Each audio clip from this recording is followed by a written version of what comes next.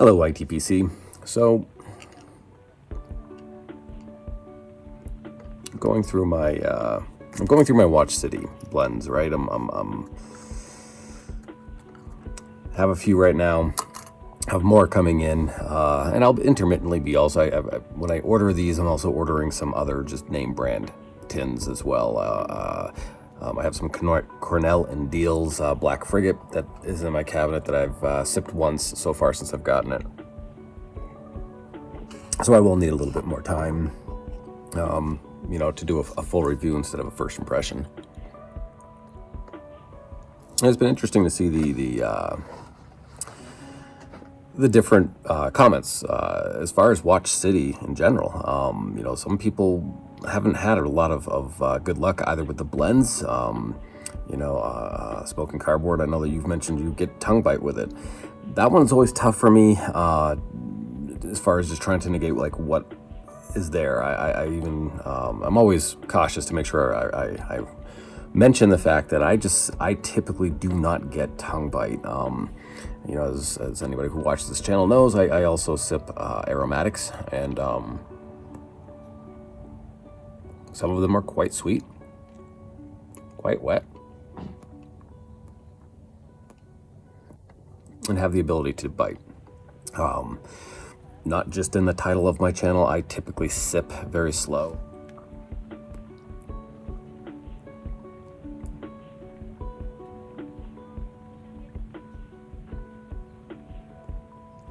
The ever slightest draw on the stem is typically how I will sip. And so that natural propensity to burn and heat up and steam the tongue, as well as I'm sure there's probably some chemistry in there as well, as far as just, we're all made different, right? But either way, so as far as the tongue bite, that's always tough for me to gauge. And as far as retail goes, that part, for me, and I know I've mentioned this, in comment sections, I think there's no excuse for that, right? Every business can have an oops. We all drop the ball in our daily and professional lives. But doing right by that is the thing. And I've heard that that's sometimes not the case for Watch City. So I'm new to the store. So time will tell, I suppose. So far, so good. I've had some blends of theirs that are like, as far as house blends, that I've really, really loved. For example, None of Your Business, that I just reviewed a few days ago. Love that blend. I thought Persian Slipper was delicious.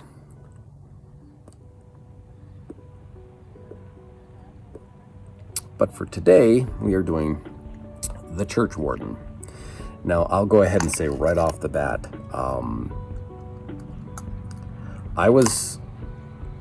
the second I lit this up and started to sip it, once it got past like, the original, the initial char light,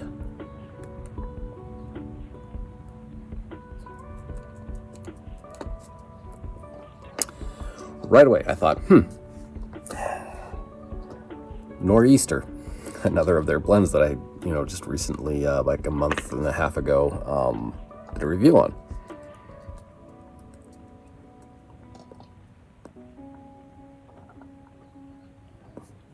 Now, I had to go back and look because I was just curious as to whether or not these were similar blends. And according to the Watch City website, they are in fact very similar. So apparently Nor'easter is just a sweeter version of the Curch Warden. It made sense. Because that's definitely what I get out of this, is it's much more of a rough around the edges version of Nor'easter. The tobacco review site has this listed as a full Vulcan. It is reportedly 30% Latakia and 30% Oriental. And I do recall that with Nor'easter, I found the Oriental blend that they used to be peculiar, different to me. I've noticed that I use an analogy of the snow-crusted mitten, right? That flavor that kind of imbues a little bit of that mustiness with it.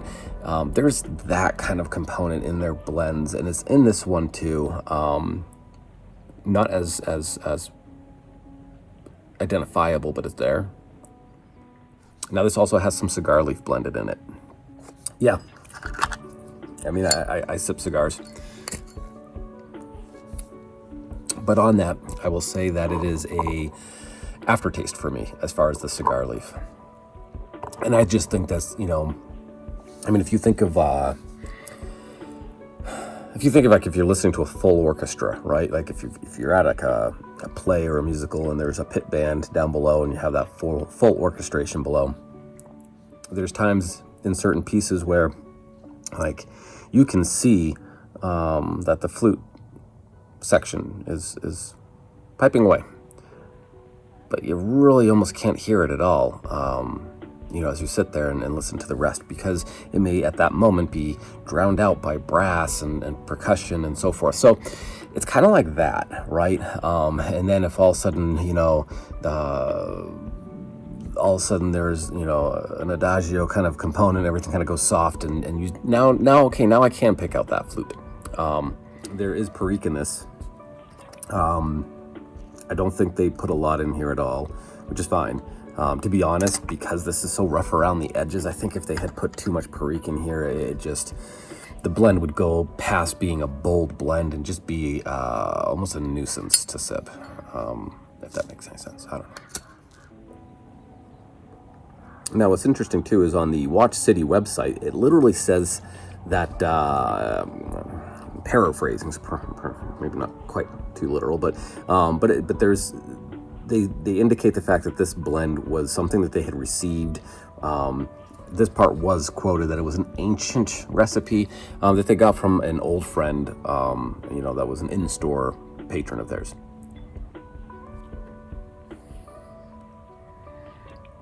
There's a lot of semantics to be weeded out, I'm sure, out of that. I mean, what constitutes as ancient, and so forth. But whatever. So this blend, I mean, it is not. It's not a wow blend. I know Beans and I were commenting in the comment sections. It's one of those blends where, you get these blends where it's like, it's fine. It's an okay blend. It's just not a wow blend. And that's how I kind of feel about this. It's one of those blends where it's like, when I was watching Bean's review on it, I was thinking like, I always love it when I watch something and it validates exactly how I'm feeling. It's like, yes, okay, so I'm not missing something. It's also fun when you watch a review and it's like, gosh, I never picked that out before. And then the next time you sip the blend, you're like, yeah, I get it now, which is why I love YTPC. But yeah, so I felt the same, that it's okay. This is an okay blend, but there's nothing really. It's almost like it's missing something to give it pizzazz, right? It's not like it's sitting there on life support and it's without any sort of flavor or anything. I mean, this is a bowl smoke for sure. The more this heats up, this is one that will for sure change the taste. Everything really just kind of washes together as it gets hot. If it's just a nice light cadence and you're just keeping it lit and you're keeping it cool, there's more to be had in there. With that said, I also still agree with you, Beans, that this is just sort of one-dimensional. There's just not enough going on. Which, I mean, in of itself isn't a horrible thing. I mean,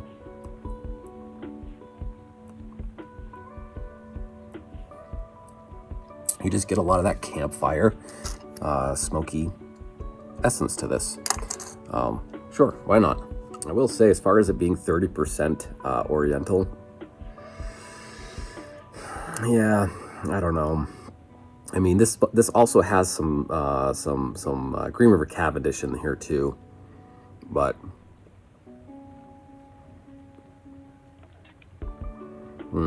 in my opinion, there's just so much other roughness going on that sweetness is doing little. So perhaps even having blended this with a little bit more Cavendish and laying back a little bit on the Latakia may have made this a little bit more of a joy to sip. It would have made it a little bit more complex, giving you something a little bit more to mull over.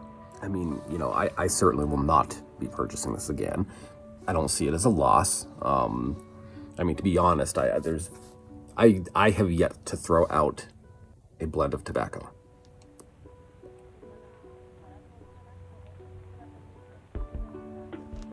I say that because I can usually doctor up a blend that feels like it's missing something. So even now, as I'm talking with you all and mulling this over, I will likely, now that I've reviewed it and had a chance to continue to sip it in its natural form, I'm probably going to add a little bit of Cavendish to this. I will probably put some black Cavendish in here.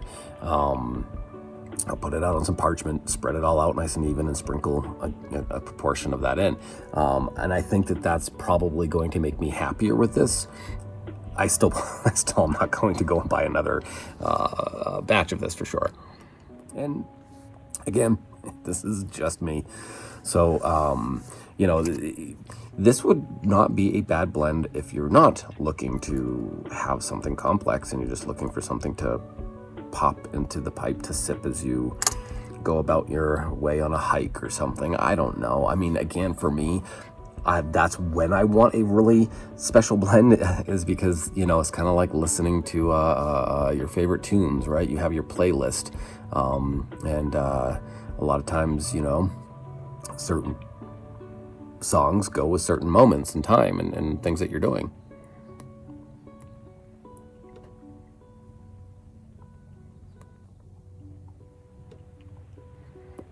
But this wouldn't be that for me. But for some people, they rather have something like this if they're out doing things and aren't really paying as much attention to the pipe. That is it on the Curch Warden. Again, it's a Balkan blend according to Tobacco Review. It doesn't say that on Watch Cities, but it is definitely just I think this sips as just a run-of-the-mill Latakia. It's not a lap bomb, but it's definitely a Latakia forward blend. There's Oriental in here. It says 30%. It doesn't taste like 30% to me, and I love myself my Orientals. But this doesn't really hit the high note on that for me. I mean, for it to be 30% blended, it just, you know, I know others have reviewed it and said, oh yeah, it's riding shotgun. I don't know. I personally don't feel that's the case. I kind of think, you know, yeah, maybe the annoying kid asking if we're there yet in the back seat, but I don't think it's in the front at all.